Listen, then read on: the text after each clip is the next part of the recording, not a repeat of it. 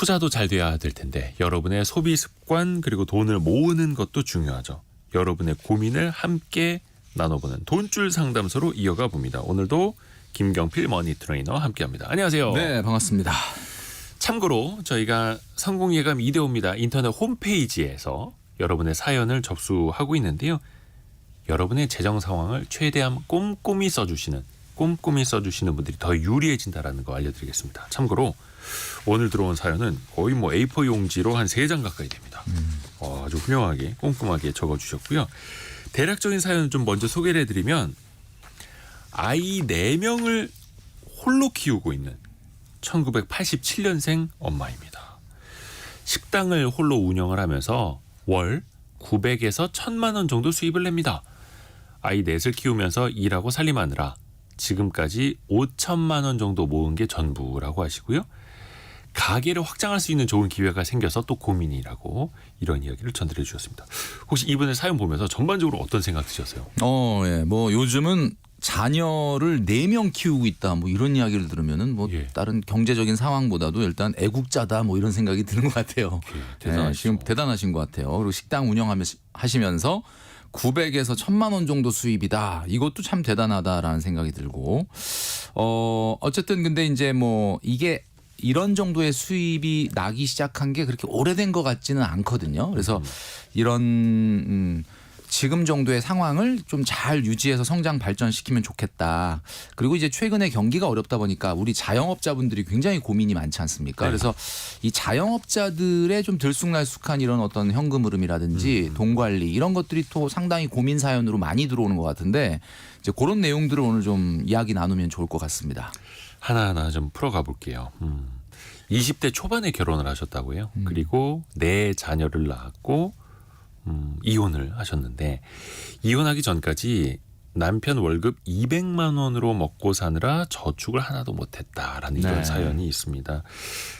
우선은 외벌이인데 다자녀까지 키우면 이건 기본적으로 돈 모으기가 거의 불가능하지 그렇죠. 않겠습니까? 예. 마이너스가 날 수밖에 없는 구조. 사실 그 자녀를 또 4명 정도 이렇게 키우게 되면은 요즘 같은 경우는 이제 그 지자체에서 다자녀 관련해서 여러 가지 복지라든가 지원이라든가 이런 것들이 좀 많이 있거든요. 근데 그렇다고 하더라도 소득 자체가 이렇게 낮아버리면은 당연히 이제 돈을 모을 수가 없는데 제가 이제 내용을 좀 살펴보니까 최근에 이제 제대로 된 소득이 발생한 지가 그렇게 오래되진 않았다. 오히려 이혼하시고 나서 홀로 배달 전문 식당을 장사를 운영을 하면서 이제 더 나아지신 것 같아요. 그렇죠. 지금 보니까 매출이 900에서 1000이 아니고 매출은 한 3천만 원 가까이 되고 실제 소득이 그러니까 사업 소득이 900에서 1000만 원이다 이렇게 이제 얘기를 하신 거 보니까 참 다행인 것 같아요. 처음에는 대단하십니다. 900에서 1000이라 그래서 이게 매출을 얘기하시는 건지 수입을 얘기하시는 순소득을 얘기하는 건지를 몰랐는데 이게 사실 그 특별히 제가 봤을 때는 새로운 투자보다는 현재의 폼을 좀 유지하는 데 좀 전력을 다하는 게 맞지 않겠느냐라는 생각이 들어요. 왜냐하면 지금 무리한 확장보다는 이제 최근에 이제 이 정도 소득이면 낮지는 않지 않습니까? 어쨌든 그렇죠. 이 소득을 굉장히 오랫동안 유지를 한 거라기보다는 이게 그렇게 오래된 건 아니라는 거예요. 지금 가지고 계신 시드머니도 많지 않고 그러니까 일단은 급격한 어떤 사업의 형태의 변화보다는 요걸 조금 이렇게 좀 탄탄하게 다지는 쪽으로 가시는 게 어떨까. 그리고 이제 많은 우리 중소기업 말고 법인이 아닌 중소상인분들이 쉽게 범하는 실수 중에 하나가 내 돈하고 사업체 돈하고 구분을 잘 못합니다. 자영업이니까. 자영업이니까. 그러니까 우리가 주식회사처럼 회계 처리를 해야 되는 것도 아니고 그러다 보니까 공금하고 개인 돈의 구분 없이 사실은 생각을 해요. 그러니까 이러다 보면은 이제 어떻게 보면은 엄연히 공금과 그리고 또 개인 돈을 좀 분리해야 될 필요가 있는데 이걸 안 하다 보면 어느 순간 이게 진짜 내 돈인지 아니면 가게의 운영 자금이라든지 투자 자금으로 들어가야 되는 건지를 좀 헷갈려 하실 수가 있다. 특히 이제 요식업 같은 경우는 이제 사업 초기에 비용을 제외하고 1000만 원이 남았다. 자, 그럼 이거 누구 돈일까? 우리 지금 사연자님도 900에서 1000만 원이 이제 순소득이라고 얘기했는데 물론 여기에는 임대료나 인건비나 재료비나 이런 것들은 다 빼고 생각을 하신 거겠지만 네. 사실은 투자금 회수가 돼야 됩니다. 이게 분명히 이 사업을 하시면서 지금 5천만 원 정도 여유 자금을 모으셨다고는 했는데 분명히 여기에 뭐 예를 들면 임대 보증금이라든지 뭔가 사업 초기에 들어간 투자금이 있을 거예요. 네. 만약에 예를 들면 그게 1억 원이다 그러면 2년 내에 회수를 해야 된다면은 한 달에 416만 원씩 회수를 해야 되는 거고 3년 안에 회수를 해야 된다면은 한 280만 원씩은 공제를 해야 돼요. 그러니까 지금 만약에 1,000만 원을 버신다 그래도 2년 안에 내가 투자금 1억을 다 회수해야 된다면은 순소득은 한 600만 원 정도로 줄어드는 거고 그리고 3년 안에 회수를 한다 그래도 순소득은 700만 원 정도로 줄어드는 거다. 그래서 이 투자금 회수에 대한 부분을 이제 조금 감안하고 순소득을 더 생각을 해야 된다는 거죠. 아하. 그래서 미리미리 그 중간에서 좀 뭔가 좀 갈라놔야겠네요, 돈을. 맞아요. 나중에 필요한 돈까지. 그렇죠. 그러니까 뭐 법인처럼 회계 처리를 장부상에 이렇게 할 필요까지는 없겠지만 분명히 내 돈과 사업체의 돈을 좀 구분하는 능력이 좀 필요하지 않겠느냐라는 생각이 들고 투자금을 회수하고 나면 많은 분들이 이제 이제 2년 3년 우리가 장사를 시작하고 나서 투자금이 어느 정도 다 회수가 됐다. 그러면 이제 그때도 900만 원, 1,000만 원이 소득이 생긴다. 그럼 이거 진짜 다 내 거 아니냐? 그렇죠. 이렇게 생각하실 수가 있는데 네네. 투자금을 회수하고 나서도 사실은 그 돈이 다 100% 내 거는 아닙니다.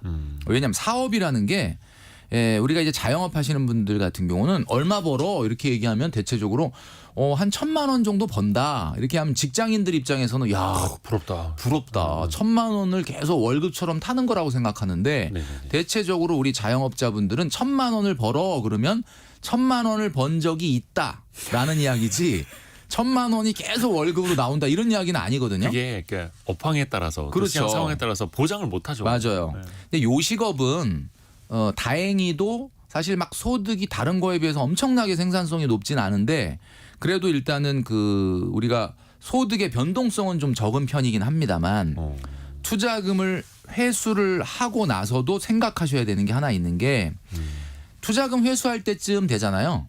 그러면 장사가 안 되기 시작을 해요. 그러니까 어떤 사업이든 처음에 컨벤션 효과라는 게 있지 않습니까? 처음에 이제 개업 효과. 개업 효과. 우리가 흔히 이제 오픈빨이다. 뭐 이런 이야기를 많이 하는데 네. 처음에는 뭐 투자도 초신자의 뭐 행운이 있는 예. 것처럼 사업 초기에는 조금 장사가 된단 말이에요. 그러니까 이제 내가 예를 들어서 내가 벌어들이는 소득에 너무 고무돼 가지고 야 이거 장사가 괜찮네 이렇게 생각하고 투자금 회수를 미룬다든지 아니면 투자금 회수를 하고 나서 방심하시는 우리 사업주분들이 많은데 투자금이 다 회수될 때 정도가 되면은 이제 슬슬 장사가 안 되기 시작한다. 이러면은 이때 인테리어도 좀 바꿔주고 메뉴도 좀 개발을 하고 새로운 경영 방식을 좀 도입하는 것 같은 꾸준한 재투자가 이루어져야 됩니다. 그러니까 이 사연자님이 꼭 그렇다는 얘기는 아닌데 우리 네. 들으시는 많은 청취자 우리 자영업자분들 중에서도 2, 3년 지나고 나면 그때 발생하는 매출에서의 이익이 다 내 거라고 생각하지 마시고 네. 최소한 20, 30%는 이 사업체에 재투자를 하겠다라는 마인드가 있어야 돼요. 그래야 그 매출과 이익을 유지할 수 있다라는 거죠. 한 번씩의 이제 성장을 위해서. 근데 맞습니다. 일단 오늘 사연을 보내주신 분은 아이 넷을 키우고 있는 싱글맘인데 배달 전문 식당을 하면서 네. 순이익으로 한 달에 900에서 1,000만 원을 벌고 계시고 참고로 집과 가게가 같이 붙어 있는 네. 경우라고 해요. 그래서 나가는 돈이 한 달에 월세가 70만 원 정도. 좀 굉장히 효율적으로. 이 정도 괜찮은 겁니까? 뭐 사실 이게 지금 사업 초기이기 때문에 당연히 비용을 고정비를 좀 줄일 수 있는 방법으로는 굉장히 좋은 것 같은데 네. 다만 이제 시간이 지나면서 좀 경쟁자도 등장을 할 수 있고 우리가 이제 보통 컨벤션 효과라는 게 오픈하고 나서 굉장히 장사가 잘 되는 이유가 네. 그런 컨셉의 다른 사업체들의 경쟁자들이 좀 적을 가능성이 있기 때문에 그런데 이게 장사가 잘 된다라는 소문이 나면 네. 그리고 또 컨벤션 효과가 낮아질 정도가 되면 조금씩 이제 매출이나 이익에 부침이 생기기 시작을 합니다. 그리고 요럴 때 이제 다양한 시도나 투자가 좀 뒤따라줘야 된다라고 말씀을 드렸는데 요때 조금 장사가 안 될 때를 대비해서 죄송합니다. 네. 자본 축적도 좀 돼야 되거든요. 그래서 지금같이 이렇게 고정비를 절약할 수 있는 구조는 굉장히 괜찮다라는 생각이 듭니다. 아하. 그러게요. 그러니까 배달만 전문으로 하는 식당이니까 다른 투자라든지 아니면 인건비도 들어가지 않고 거의 혼자 하시면서 굉장한 또 수익을 또 그러니까 내고 계시는군요. 아마 대단하시죠. 굉장히 실력이 좋으신 것 같아요. 그리고 또 애 넷을 혼자 키우시면서 그러니까 여기 보니까 16개월 목 컨디션이 안 좋으시군요. 그런 것 같습니다. 예. 16개월 정도 되는 아이를 데리고 가게에서 장사를 하시다. 그러니까 막내가 16개월이에요. 첫째가 중학교 1학년, 초등학교 5학년, 초등학교 3학년생 그리고 막내 16개월 된 아기까지. 맞아요. 그러니까 어떻게 보면은 정말 이분은 정말 대단하시다라는 생각이 듭니다. 강한 엄마, 강한 어머니. 자, 그리고 또 하나. 자영업 하시는 분들이 좀 이제 어쩔 수 없는 일이기도 한데 그때 매월 더 많이 벌면 그때는 조금 더 저축을 해놓고 그렇죠. 평균보다 좀 덜 벌게 되면은 기존에 통장에 넣어놨던 돈을 빼서 좀 쓰게 되고 맞아요. 이런 것들이 사실 월별로 계좌별로 반복이 좀 되잖아요. 제가 좀 전에 얘기했던 것처럼 개인 돈과 사업체의 돈이 분간이 안 간다라고 하는 게 이제 여기서부터 시작이 되는 거거든요. 이제 요식업 같은 경우는 이제 소득이 좀 낮지만 다른 업종에 비해서 매출의 변동성은 좀 적다라고 했기 때문에 우선은 정기 저축을 하셔야 될 것 같아요. 그러니까 예를 들면 내가 저축할 수 있는 여력에서 100%는 정기 저축을 못 하겠죠. 정기 적금을. 그렇지만 정기 저축과 자유 저축을 좀 하이브리드라고 할까? 이렇게 조합을 해가지고 예를 들면 내 저축 여력의 50%는 정기 적금 그리고 매출이 조금 더 나오고 이익이 조금 더 난다 같은 경우는 자유저축. 만약에 매출이 조금 적고 이익이 좀 안 났다 하는 달은 좀 자유저축을 좀 줄이되 어쨌든 정기적금으로 나가는 거는 계속 있어야 된다라는 거죠. 정기적으로 쌓아 나가고 더 벌 땐 추가로 모을 수 있는 다른 예금도 그렇죠. 또 있어야 되고. 그러니까 내가 원래 저축하는 것 자체를 내가 다 자유저축으로 하게 되면은 직장인들도 마찬가지지만 사실 잘 안 되거든요. 그러니까 직장인들이나 자영업자나 사실 최근에는 직장인들도 소득이 정확하게 본인이 얼마인지를 모르는 분들이 많아요. 그러니까 왜냐하면 뭐 인센티브나 성과급 같은 게 굉장히 이렇게 변동성이 있는 직장 같은 경우는 또 가끔 어떨 때 보면 이제 건강보험료가 이제 추가로 떼나가는 날도 있고 그렇죠. 뭐 좀 다릅니다. 보너스 월별로. 들어오는 달 또 그냥 예. 정기소득만 들어오는 달 그러다 보니까 제가 말씀드렸던 것처럼 내가 자영업자 같은 경우는 이익이 많이 남는 달 또는 직장인 같은 경우는 월급이 많이 들어오는 날 저축 많이 해야지라고 마음 먹더라도 우리가 조금 전에 그 행동경제학 교수님의 얘기를 들었지 않습니까? 네네네. 그러니까 사람이라는 거는 생각은 굉장히 합리적으로 하지만 행동이라는 것도 합리적으로 하진 않거든요. 그렇기 때문에 제가 늘 말씀드리는 선저축, 정기저축, 강제저축으로 정기적금을 한 50%는 하고 그다음에 나머지 자유저축을 본인의 의지에 맡기는 게 맞을 거다. 자영업자는 더 특히 그렇다는 거죠. 그리고 이분이 사업자 대출이 조금 있는데 현재 한 3천만 원 정도 금리 5%대의 사업자 대출이 있다고 하셨어요. 그리고 네. 모아놓은 돈은 5천만 원 있다라고 하셨는데 글쎄 이거부터 갚아야 되나? 이 빚을 어떻게 관리하면 좋을까요? 근데 이제 지금 현재는 소득 자체가 아주 뭐 이자를 못 낼 정도로 낮은 상황도 아니고 네, 일단 수입은 괜찮으시니까. 그렇죠. 수입은 괜찮으신 거고요. 이 정도의 사업자 대출이라는 것은 아주 고금리가 아니라고 한다면 유지하신 것이 제가 봤을 땐 맞을 것 같고 이제 앞전에도 나왔지만은 가게를 확장할 거냐라고 하는 부분에 대해서 기로에 서 있다 이렇게 얘기를 하셨는데 지금 이분의 최대 고민이 그거예요. 그렇죠. 근데 이제 우리 청취자 여러분들께서도 생각을 해보시는데 이게 지금 보면 너무 장사가 잘 돼서 조금 더 확장하자는 개념이 아니에요. 제가 보니까. 왜냐하면 지금은 먹자골목에서 4년째 배달만 하고 있는데 오프라인 식당 그러니까 홀까지 확장할 것을 고민하고 있다라고 했지 않습니까? 배달 전문 식당으로 굉장히 장사가 잘 되는데 오프라인을 확장한다는 거는 이거는 같은 업종이 아닙니다. 그러니까 이거는 제가 봤을 때는 배달 전문으로 해서 오프라인은 없는 상태인데 장사가 잘 되니까 오프라인도 해볼까?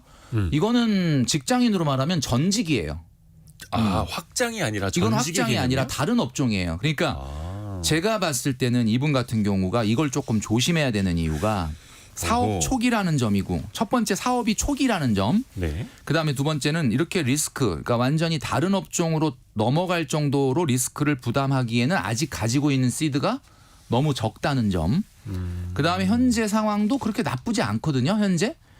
그리고 네 번째는 확장이 아니라 수익 형태를 이렇게 바꾸게 됐을 때 상당히 많은 부담이 생길 가능성이 있습니다. 그래서 제가 봤을 때는 지금의 수익 형태로 900에서 1000 정도의 소득이 나온다면 요 폼으로 조금 더 유지하면서 자본을 쌓아라 라고 말씀드리고 싶은 거예요. 그리고 나중에 충분히 어느 정도 자본이 쌓였을 때 이제 우리 사연자님이 생각하는 다른 쪽의 시도를 해도 늦지 않지 않을까라는 생각이 드는 거죠. 근데 이게 항상 고민이 드는 거는 내가 눈에 띄는 자리가 눈에 들어왔기 때문이에요. 이번 사연을 보니까 마침 옆에 있는 가게가 나가기로 하면서 뭔가 집기나 그대로 쓸 수 있는 상황이 된 것 같아요. 그러니까 적은 돈으로 확장을 할 수 있는, 그리고 홀까지 운영을 할 수 있는, 그러다 보니까 좋은 기회가 찾아왔나 또 고민이 되는 거죠. 그렇죠.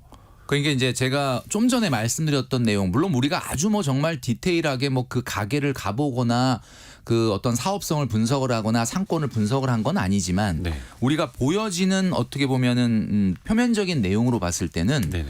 이 옆에 이제 지금 내가 장사가 잘 돼. 그러니까 굉장히 어떻게 보면 요즘 최근에 수익도 좀 좋은 편이다라고 하는데 거기서 약간 어떻게 보면은 잘못 판단할 수가 있는 게 오프라인에서 가게를 한다는 거와 배달 전문이라는 건 제가 조금 전에도 말씀드렸지만 완전히 다른 이야기일 수 있는 거거든요. 그래서 그런 것들을 좀 살펴볼 필요가 있지 않을까라는 생각을 하는 근데 거죠. 지금 저희 청취자분들도 비슷한 사연 많이 올려주고 계세요. 박정호님 제발 그 자리에서 그냥 하세요. 확장 전직하면 망해요라고. 그리고 이정옥님도 지금껏 해오던 대로 하시는 게 나을 듯합니다. 맞습니다. 보내주셨고 정철미님은 무리한 대출은 하이리스크입니다 이렇게 보내주셨고, 그리고 아까 1918님이 현재 외식업 컨설턴트로 회사를 운영하고 오. 있습니다라고 하면서 이제 야, 전문적인 전문가시네요. 조언을 주셨는데 가게가 커진다고 매출이 늘어나는 게 절대 아닙니다. 정말 절대적인 수치가 고정적으로 몇 년을 유지해야 그 다음 스텝으로 가는 거지, 조금 늘었다고 바로 확장을 하면 고정 비용만 배수로 늘어납니다. 이렇게 그렇죠. 조언해 전문가님의 말씀이니까 더 마음에 와닿는데 우리 이 사연자님이 네네. 최근에 소득이 높아지고 했는데 마음이 조금 급하신 것 같아요. 왜냐하면 이제 결혼 초기에 아이를 낳고 돈을 많이 모으지 못했다. 자본이 적고. 그런데 이제 아이들이 지금 4명 아닙니까? 네네. 그럼 뭐 이제 중학생서부터 초등학생 그다음에 16개월 막내까지 예. 마음이 급할 수밖에 없어요. 그런데 이제 이런 마음이 급한 상황에서 최근에 너무나도 다행히 조금 소득이 나쁘지 않게 괜찮아요. 나오고 있고 옆에 이제 그런 자리가 났으니까 야 저렇게 확장해서 내가 지금 900만 원에서 1000만 원 소득보다 훨씬 더 높은 소득으로 빨리 좀 가야 되겠다라는 마음이 있으실 수밖에 없다는 거죠. 근데 이제 이렇게 되면은 추가적인 어떻게 보면은 대출이 좀 필요할 수도 있지 않습니까? 네네네. 우리가 보통 사업하시는 분이든 직장인이든 이런 걸 구분할 수 있어야 되는데 좋은 부채가 있고 나쁜 부채가 있거든요. 좋은 빚, 나쁜 빚. 그렇죠. 우리가 좋은 빚, 나쁜 빚을 어떻게 구분하느냐. 네. 3가지 정도를 봐야 되는데 첫 번째는 고금리냐 아니냐의 여부죠. 그렇죠. 예, 금리가 좀 낮은 예를 들면 학자금 대출이라든지 뭐 최고죠. 정책 금융에서 네. 이뤄주는 뭐 보금자리론이라든지 뭐 이런 것들 버팀목 대출이라든지 이런 것들은 이제 금리가 낮잖아요. 네. 이제 반대로 금리가 굉장히 높은 것들이 있죠. 그래서 고금리 여부를 일단 체크를 하셔야 되고 두 번째는 이 사업 내가 대출을 받아온 금액이 원금이 보전이 되느냐 안 되느냐의 여부도 봐야 돼요. 우리가 주택담보대출이라든지 전세자금 대출 같은 경우는 사실은 그거는 원금이 보전이 되잖아요. 네. 뭐 집을 내가 팔거나 전세를 이동을 하게 되면은 원금이 다시 나오게 되는 돈이죠. 근데 이제 그렇지 않은 경우에 대부분의 뭐 소비성 지출로 흘러나간다든지 뭐 사업자금도 마찬가지겠지만 이렇게 원금이 보전이 안 되는 부분. 그다음에 이제 세 번째는 투자 효과가 있느냐. 우리가 흔히 투자에서 레버리지라고 얘기하는 거죠. 네. 요 3가지를 한번 체크해 볼 필요가 있는데 대표적인 좋은 부채는 그래서 주택담보대출이나 사업자 대출입니다.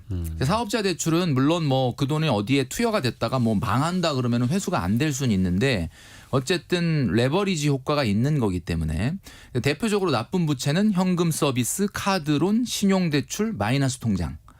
이런 것들은 우리 청취자 여러분도 아시겠지만 금리도 높고 원금 보전의 여부도 불확실한 데다가 레버리지 효과도 없거든요. 그러니까 우리가 대출을 갚는 것도 하나의 재테크인 시대잖아요. 지금 네. 여전히 고금리이기 때문에.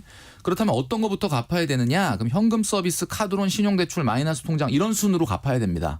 그래서 막 학자금 대출 같은 거 막 강박적으로 갚으시는 분이 있는데 사실 학자금 대출이나 이런 정책금융 상품들은 사실은 되도록이면은 대출 상환을 뒤로 늦추는 게 좋죠. 그러니까 저희가 뭘 부추기는 건 아니고 가급적 금리가 높은 것부터 갚고 그렇죠. 금리가 낮은 것은 좀 후순위로 갚아도 된다라는. 네.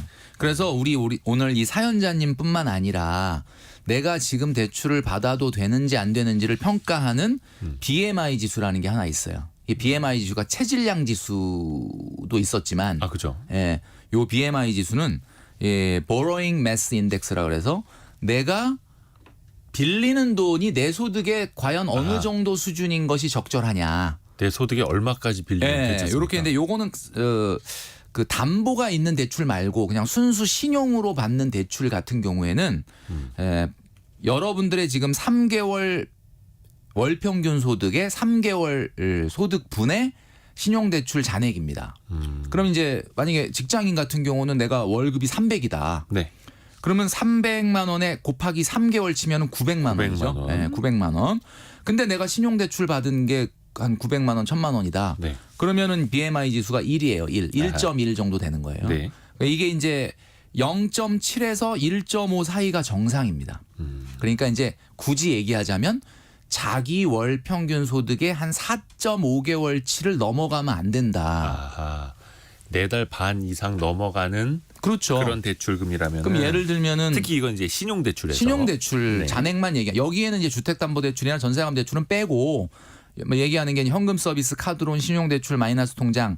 근데 이제 이분 같은 경우는 사업자 대출도 여기 들어가야 되는 게 왜냐하면 어떤 담보로 받는 게 아니기 때문에 그러면은 보통 이게 BMI 지수가 1.5 이상이 나오면 이게 고위험입니다. 신용 고위험. 2가 넘으면 초고위험이라고 볼 수가 있는데 이제 이게 이제 왜 이런 게 나왔냐면 보통 우리 직장인들이 신용대출로 자기 월급의 4개월, 5개월치 넘는 신용대출을 받잖아요. 네. 못 갚아요. 아. 그러니까 현실적으로 내가 빌릴 때는 저거 갚을 수 있어라고 생각할지 모르지만 자기 월 소득의 5개월, 6개월 넘는 신용대출을 받아버리면 물론 해주기는 합니다. 대출을. 근데 나중에 이제 네. 이자만 갚다가 이제 그렇죠. 시간 나가는 이자만 거죠. 갚다가 결국은 나중에 그게 굉장히 갚지 못하는 어떻게 보면은 악성 부채가 될 가능성이 많아요. 그러니까 신용대출. 그러니까 이분 같은 경우는 이게 사업자 대출은 신용대출은 아닐 수 있지만 사업자 대출도 어쨌든 담보로 지금 해주는 대출이 아니니까 제가 이제 계속해서 이제 사업 확장에 대해서 조금 경계심을 가져야 된다라고 말씀드리는 이유가 이분이 아직 그 시드가 그렇게 많지가 않거든요. 그쵸. 소득은 높은데 네. 소득은 높지만 네. 예를 들어서 수억 원을 쌓아놓고 맞아요. 그 중에 일부로 홀까지 확장하는 게 아니라 그렇죠. 일단 이제 5천만 원을 모아놨으니 이걸로 어떻게 해볼까 막 이런 생각이신 거죠. 그러니까 이제 이분 같은 경우는 앞으로 자녀들도 키워야 되고 그 다음에 사업도 이제 약간의 변동성이 생겼을 때 현금 흐름도 커버를 해야 되니까 5천만 원이 아니라 더 모아 나가셔야 돼요. 그러니까 지금 그러네요. 사업 확장보다는. 근데 이제 그 배달 전문 그 식당 하시면서 소득은 괜찮고 근데 이제 식당을 홀이 있는 실제 매장이 있는 대로 확장할까 이 고민 많은 분들이 말리시네요. 5346님이 그러니까. 제가 집기나 시설, 인테리어 다 두고 무권리로 나가는 입장에서 점점점 사연자분이 제발 오늘 금쪽 상담 내용을 잘 새겨들었으면 합니다라고 또 원체 요즘 이제 자영업 경기가 좋지 않다 보니까요. 그렇죠. 자 그리고 여기서 끝나면 돈줄 상담소가 아닙니다. 이게 이제 혼쭐날 포인트가 누구에게나 있기 마련인데 글쎄요 이분 정말 잘 해오고 계시는데 소비 습관을 한번 점검을 해보겠습니다. 근데 이분이 배달 전문 식당을 운영하고 계시잖아요. 네. 근데 배달을 많이 시켜 드신대요. 아이들과 함께. 근데 배달시켜 먹는 돈만 한 달에 150만 원. 이거 어떻게 봐야 됩니까?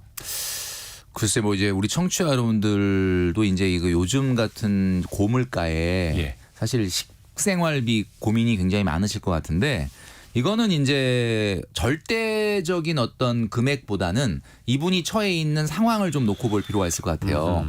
우선 월 소득이 900만 원 이상이다라고 봤을 때 제가 이제 우리 돈줄 상담소를 통해서 한번 그 엥겔 지수에 대해서 말씀드린 적이 있지 않습니까? 네. 이제 엥겔 지수라는 거는 본인이 사용하는 생활비에서 식생활비가 차지하는 비중을 우리가 엥겔 지수라고 하는데 네.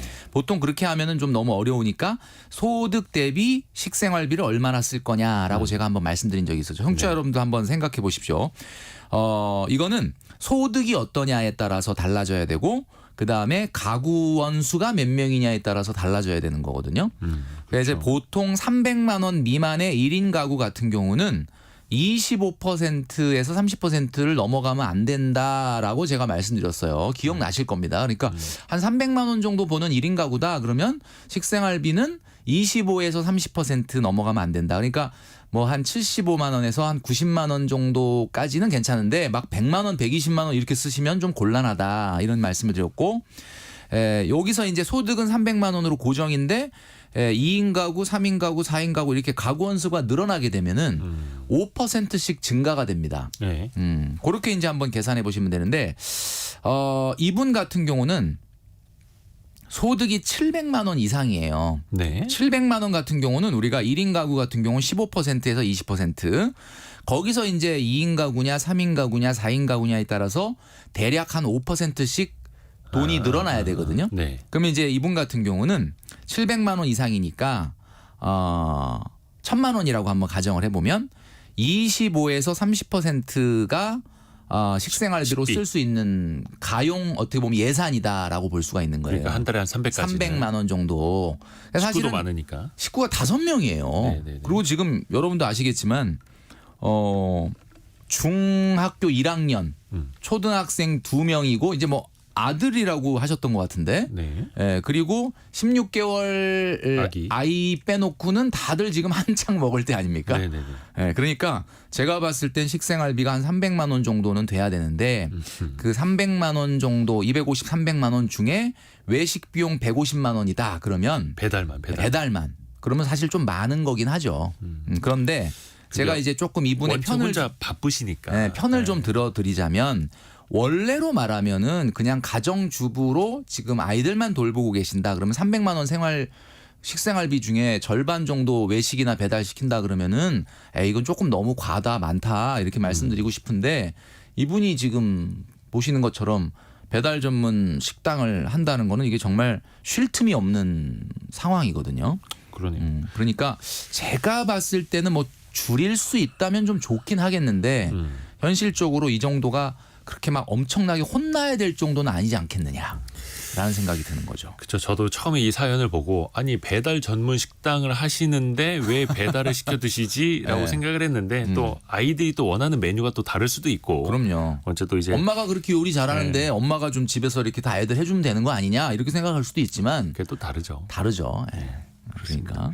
근데 또 다른 이제 소비 중에서 통신비가 이제 아이가 4명인데 16개월짜리가 뭐 핸드폰을 쓸 일은 없고 초등학생과 중학생이 있으니까. 근데 휴대전화 4대를 쓰고 총 20만 원이 나간다고 합니다. 요거는 어떨까요? 근데 아이들이 이제 뭐 초등학교 저학년도 있는데 뭐 굳이 이렇게 휴대폰을 다 사주느냐라고 생각할 수 있는데 이거는 아마 어쩔 수 없는 부분이 있다고 봐요. 왜냐하면 이제 아이를 또 이렇게 아이가 학교 갔다 오거나 또 뭐 학원 같은 거를 좀 다니는 것 같은데 그런 것들을 일일이 엄마가 다 봐주고 챙겨줄 수 없을 상황이니까 그렇죠. 휴대폰 같은 것들이 또 있어야 연락도 되고 네. 그러니까 요즘 뭐 초등학교 저학년이라고 하더라도 다 휴대폰은 있는 게 아마 보통인 것 같거든요. 그러니까 이게 이 비용이 또 우리가 항상 돈줄 상담소에서 말씀드리는 거는 그 변동 지출도 조심해야 되지만 고정 지출을 조심해야 된다. 왜냐하면 고정 지출은 한 번 딱 금액이 정해지면은 어쩔 수 없이 계속 반복이 되는 거니까. 그렇지만 우리가 눈여겨 보고 좀 어떻게 보면 줄일 수 있는 부분이 없을까라고 보는 것도 중요하긴 한데 요 정도는 제가 봤을 때는 이렇게 과잉이라고 보기는 어려울 것 같아요.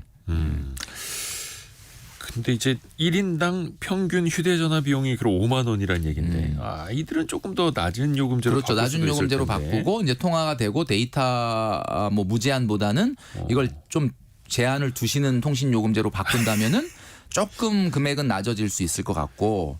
그러니까 사실 그렇지 않습니까? 우리가 뭔가를 아낀다라는 내용은 좀 전에 우리가 먹는 이야기 했잖아요. 네네네.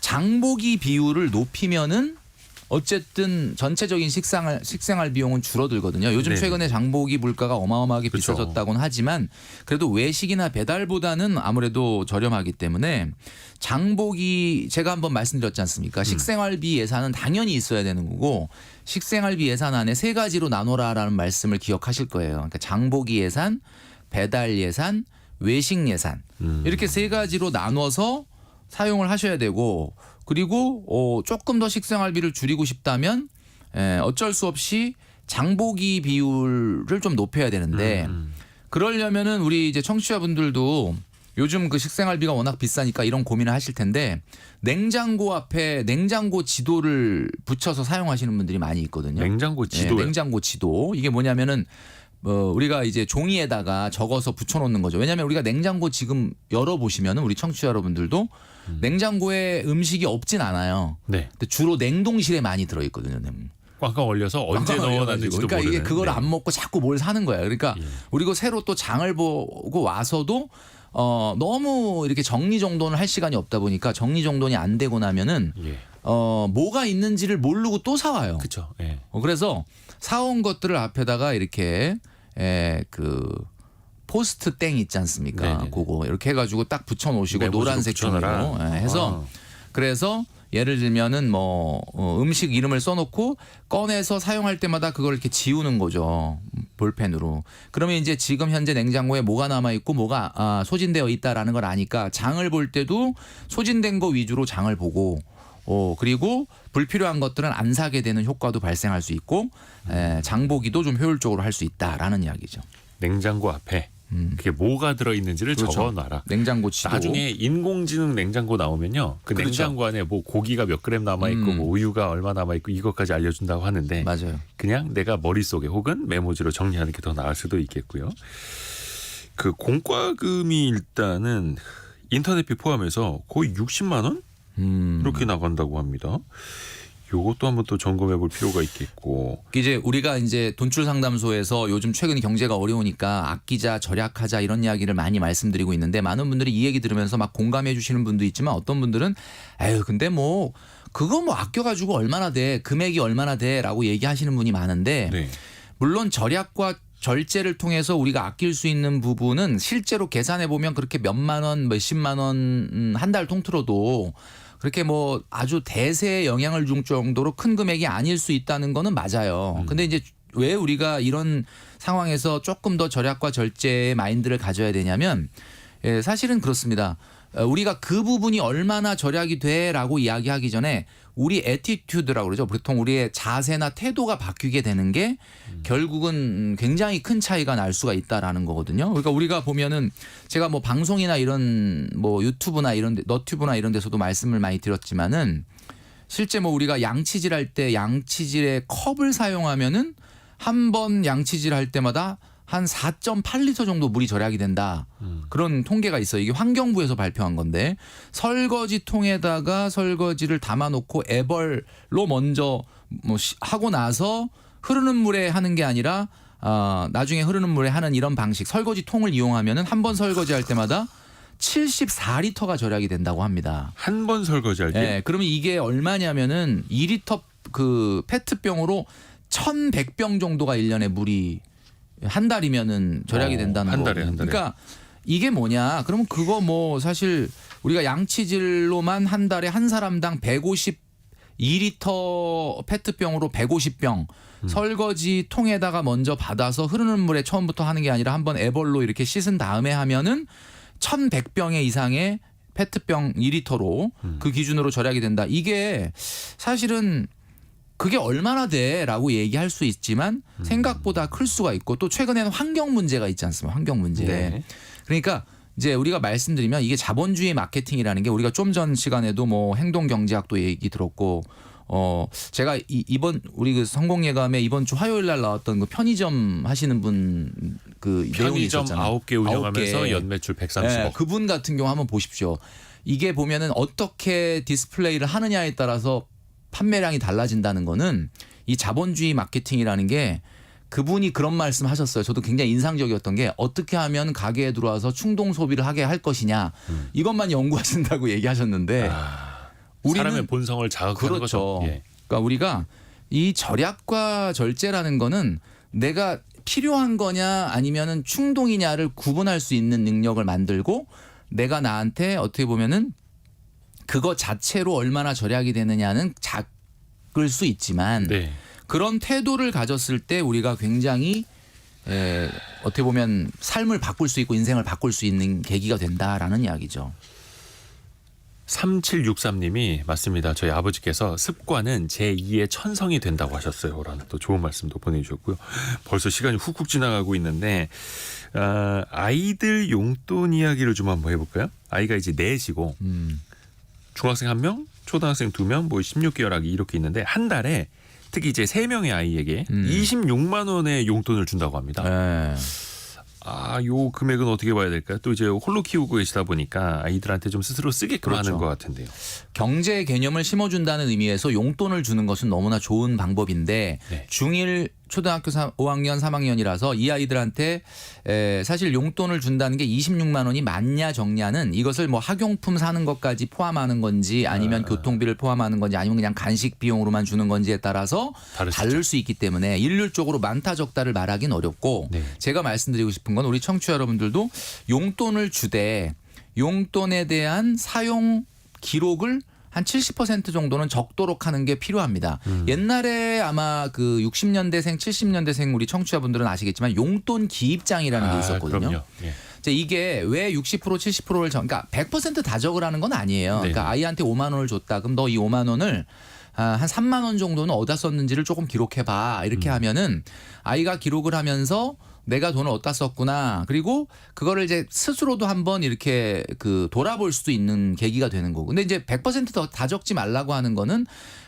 우리가 이제 뭐 100%다 적게 되면 아이도 약간 스트레스를 받을 수도 있는 거고.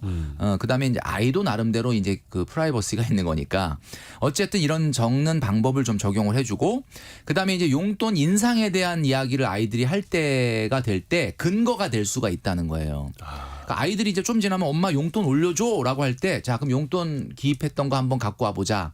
자 네가 이제 사용하는 그 기록들을 엄마가 보니까 어떻다 저렇다 이렇게 얘기를 하고 분석. 네, 분석을 하고 그러면 정말 충분히 올려줄 만한 이유가 있구나라고 할 때 올려주면은 아이도 수긍할 수가 있거든요. 네. 그리고 이제 아이한테 우리 집의 경제 상황을 아주 뭐 100%까지는 아니지만 대략적으로 알려줘서 이 돈이라는 것이 소중히 안 다루게 되면은 굉장히 어려움을 겪을 수 있다라고 하는 것을 본인이 용돈을 쓰면서 어려서부터 배우도록 해야 경제 개념이 생기는 거죠. 그러니까 용돈이 많아요 적어요의 관점보다는 용돈을 주고 관리하고 기록하게 하면서 돈의 소중함을 가르치시는 게 좋을 것 같습니다. 많냐 적으냐 이거 분석보다는 실제 어떻게 쓰고 있느냐를 분석하는 게 훨씬 더 도움이 될 수 그리고 있는 거네요. 26만 원이 아이 3명의 용돈 이거 한 달 기준인데 네. 뭐 제가 봤을 때는 아이에게 뭐 학용품 같은 거나 준비물 같은 거를 또 따로 사주는 거냐 안 사주는 거냐에 따라 다를 수는 있는데 과히 많은 것 같진 않아요. 제가 봤을 때는. 오늘 상당히 좀 특수한 상황에 계시는 분의 사연이었는데요. 20대 초반에 결혼을 하셔서 아이 넷을 이제 이혼 후에 혼자 키우고 있는 87년생 엄마. 특히 저희 청취자분들이 응원하는 메시지가 많이 들어왔습니다. 정말 응원 드립니다. 정말. 또 사연을 꼼꼼하게 적어주셨는데 저희가 시간 관계상 다 이제 상담을 해드리지 못할 정도로 그래서 더욱 감사하기도 하고 또 죄송하기도 하고요. 김경필 머니 트레이너와 함께했습니다. 고맙습니다. 네, 감사합니다.